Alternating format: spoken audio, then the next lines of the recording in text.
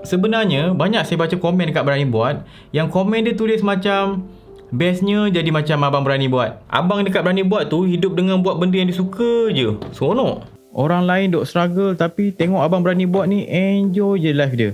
Saya bila baca komen macam tu, saya duk je lama. Saya duk lama tu sebab saya rasa orang yang sangkakan kehidupan orang lain tu terlalu best tu kena memahami kehidupan orang tu dulu. Kalau kita faham kehidupan orang yang kita macam kita cemburui tu kan, kita rasa jealous dengan kehidupan dia, kita rasa nak kehidupan dia kan, kalau kita betul-betul faham dia punya kehidupan tu, kita akan pula. Sebab apa? Saya bagi contoh saya punya kes Dalam kes saya memang akui saya syukur dengan kehidupan saya sekarang ni. Saya banyak buat benda yang saya suka. Saya ada isteri, saya ada anak yang comel.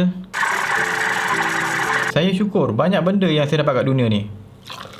Allah. Tapi itu tidak bermakna yang hidup saya tak ada cabaran. Ada. Cabaran saya ada juga macam orang lain. Ada cabaran. Setiap orang ada cabaran yang berbeza. Dah nama pun hidup kat dunia ni mesti ada cabaran dia. Sorry lah ni cair sikit sebab memang saya punya style mocha. Saya tak suka minum kopi pekat. Cabaran tu contoh macam saya pernah dipergunakan orang. Cabaran maybe anak saya pernah meninggal dalam saya punya dakapan. Itu semua cabaran-cabaran saya. Bukan bermaksud saya punya cabaran lagi dahsyat daripada orang. Tak. Saya tahu banyak lagi orang lain yang ada cabaran yang lebih mencabar. Sebab hidup kita berbeza, memang akan ada perbezaan kita punya cabaran. Setiap orang tak sama. Contoh bila saya buat sharing tentang macam mana kita nak optimize kita punya comfort zone, buat apa yang kita suka, bukan bermaksud kita boleh terus sekarang ubah terus. Kita buat benda yang kita suka saja. Tak boleh. 9 tahun saya perlukan daripada habis graduate saya habis graduate belajar sampai sekarang 9 tahun masanya. Saya kena struggle, bangunkan, cuba macam-macam untuk saya capai saya punya level sekarang, di mana saya boleh tak kaya, sebab saya bukan kategori kaya, saya kategori sederhana. Bolehlah sederhana lebih sikit. Saya bukan di kalangan T20, saya under M40, tapi M40 yang bukan pertengahan, atas sikit. Itu level saya sekarang. 9 tahun saya ambil masa. Bukan pendek dan bukan terlalu panjang. Sampai 20 tahun, 30 tahun bukan. Untuk saya develop saya punya comfort zone sekarang ni yang berkualiti, saya kena buat macam-macam. Saya perlu struggle, saya kena usahakan supaya saya boleh dapat comfort zone sekarang ni. Saya tak boleh tiba-tiba je nak buat benda yang saya suka. Tak boleh. Contohnya kalau saya baru je habis graduate, saya tiba-tiba saya macam saya nak buat benda yang saya suka saja. Saya nak buat website. Contohnya lah, saya kata saya nak buat website, tapi saya tak nak jumpa orang, saya tak nak approach orang. Sebab saya introvert, saya tak minat nak approach orang. Saya tak buat benda tu semua. Logik tak kalau job masuk tanpa saya approach orang? Saya tak develop saya punya portfolio, tak ada apa-apa, zero. Tiba-tiba saya nak expect saya nak buat website je, saya nak orang lain datang kat saya, bagi duit kat saya untuk saya buat website dia. Tak logik. Walaupun benda tu bukan saya suka, tapi saya kena usahakan. Cuma kena pandai main lah. Kena seimbangkan benda yang kita tak suka buat dengan benda yang kita suka buat. Cuba seimbangkan supaya kita boleh stabil dari segi kita punya psikologi, kita punya stres dalam diri, kita punya masa kan, kita punya tenaga. Kena seimbangkan. Kena ada buat benda yang kita suka dan kena ada buat benda yang kita tak suka sebagai tanggungjawab. Kalau tidak, macam mana kita nak buat benda yang kita suka saja kalau kita tak jalankan tanggungjawab kita? Jadi kita kena seimbangkan. Pada peringkat awal saya tu memang macam itulah. Saya banyak keluar jumpa orang, buat benda yang saya tak suka, kena ambil photoshoot situ, photoshoot sini, buat website, bangunkan itu ini. Kadang-kadang saya tak suka benda tu tapi kena buat juga. Itu pada permulaan dia. Untuk mencapai level sekarang di mana saya boleh duduk dalam comfort zone yang berkualiti, saya kena spend effort. Tapi tak boleh terus. Kena ada transition tu. Transition tu lah daripada memulanya saya struggle. Lepas tu saya ada portfolio. Bila ada portfolio, orang mula kenal saya, orang mula trust saya. Pada masa tu, saya dah kurang jumpa orang. Kalau dulu saya terpaksa jumpa orang, kena present itu ini walaupun saya tak suka, sebabnya saya nak yakinkan orang itu. Tapi bila saya punya personal branding saya dah okey, saya punya portfolio saya strong, saya lebih yakin dengan diri saya, dengan bisnes saya, orang lain yang datang approach saya. Nampak tak transition saya? Daripada sebelum ni saya kena approach orang, benda yang saya tak suka, tapi saya struggle juga, develop, buat itu ini, portfolio saya makin mantap, saya punya bukti hasil kerja saya bagus, saya boleh transition slowly. orang pula jumpa saya. Itu next step, next stage. Saya dah mula makin enjoy. Bila datang jumpa saya, lebih mudah nak close, lebih mudah nak berurusan, nak deal. Sebab bila orang jumpa saya boleh demand. Bila dah berurusan beberapa tahun, saya buat maintain macam tu. Sambil tu saya buat konten sikit-sikit. Tak berjaya lagi, tapi saya cuba eksperimen projek-projek lain. Dalam masa sama, yang core business saya tu makin diyakini. Kalau first stage saya yang dulu, saya kena jumpa orang. Second stage, orang datang jumpa saya, lebih memudahkan. Bila masuk third stage, orang dah tak jumpa saya. Dia just trust saya. Dia PM saya bagi tahu harga, dia setuju, dia bagi duit terus. Tak ada nak clear, nak apa, nak tunjuk presentation apa, tak ada. Saya tak ada present yang bagai-bagai. Saya just kata je, harga sekian-sekian, dapat macam ini. Kalau setuju, bayar. Orang boleh start bayar. Website harga RM3,000 lebih, RM4,000, RM5,000, RM6,000. Mula harga saya mula naik dengan saya punya quality service yang makin bagus. Saya lebih yakin lah untuk naikkan harga saya, sebab saya tambahkan saya punya value lagi. Sebelum ni buat website saja, lepas tu saya buat website sambil letak gambar sekali, fotografi, produk punya fotografi saya buatkan. Lepas tu saya add on video produk untuk teaser video pada homepage kan. Benda-benda macam tu menambahkan lagi saya punya value service tu. Saya boleh naikkan harga lagi. Harga saya makin naik, urusan saya lebih mudah. Saya tak perlu nak yakinkan orang, nak jumpa orang pun tak perlu dah lah. Orang duk berurusan secara online saja, orang yakin terus nak bagi saya duit 5 ke 10 ribu. Masa dululah. Nampak? Job tu bukan selalu datang. Bukannya sebulan saya dapat 10 job. 100 ribu sebulan. Tidak. Job tu datang sebulan, 2 bulan macam tu. Sebabnya saya take time lama, lebih sikit masa saya ambil masa untuk siapkan satu website. Bukan apa, saya boleh buat banyak website, tapi saya tak nak terlalu ambil banyak sangat job. Saya just biar cukup makan, ada duit lebihan. Sebab saya nak fokus bangunkan saya punya platform content tu. Sebab target saya nak duduk dalam comfort zone yang berkualiti.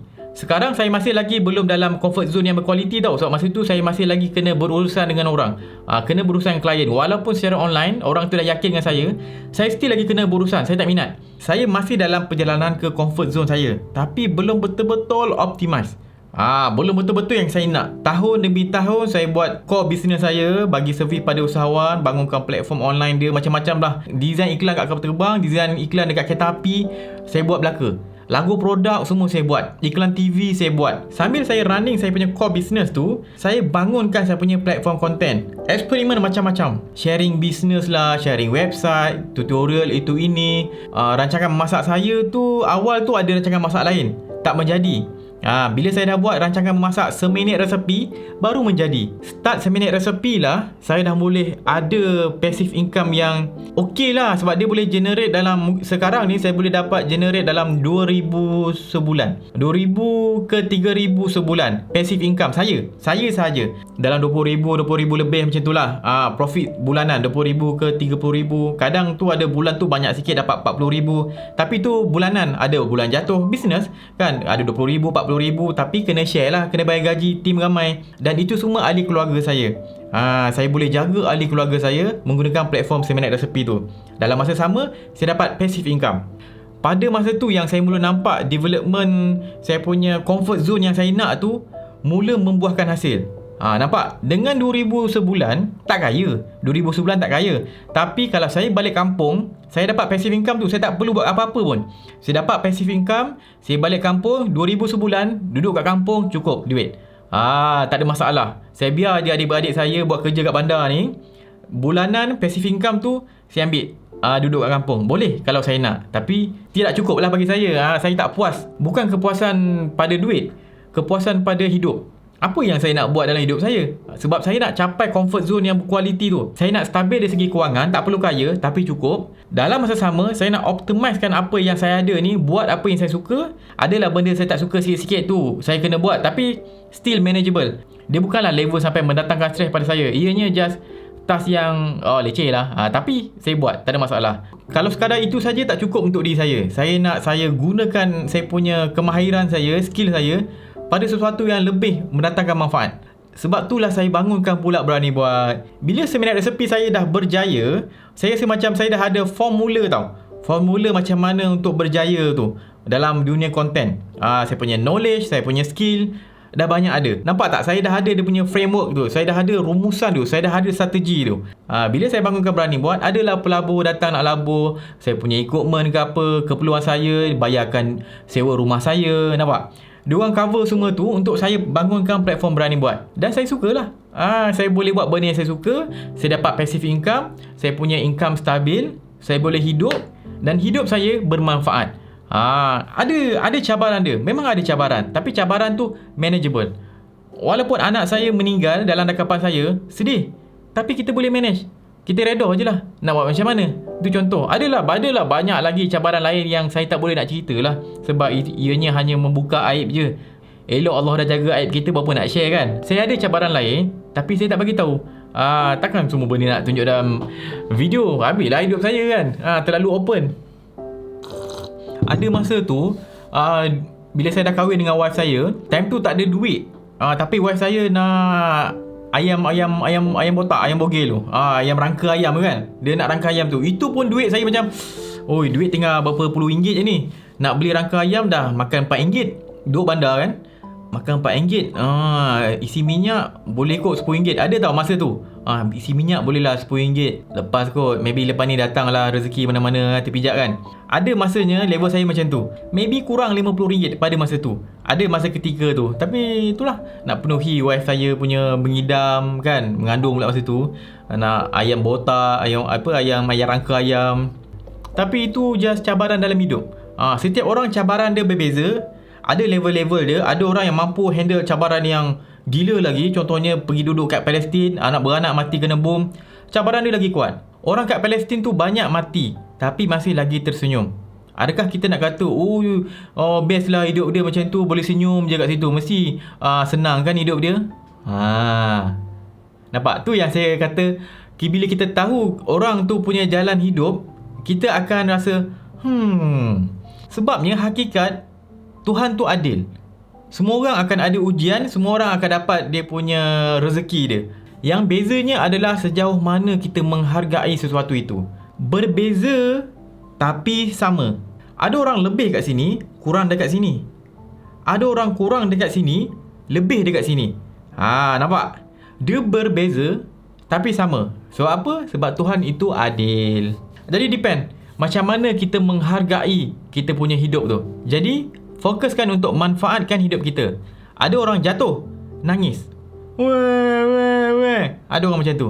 Ada orang jatuh tapi senyum dan bangun balik. Kita nak jadi mana satu? Okay, itu sajalah. Saya Wan Syafiq. Jangan lupa follow Berani Buat, subscribe YouTube Berani Buat. Jumpa lagi. Assalamualaikum.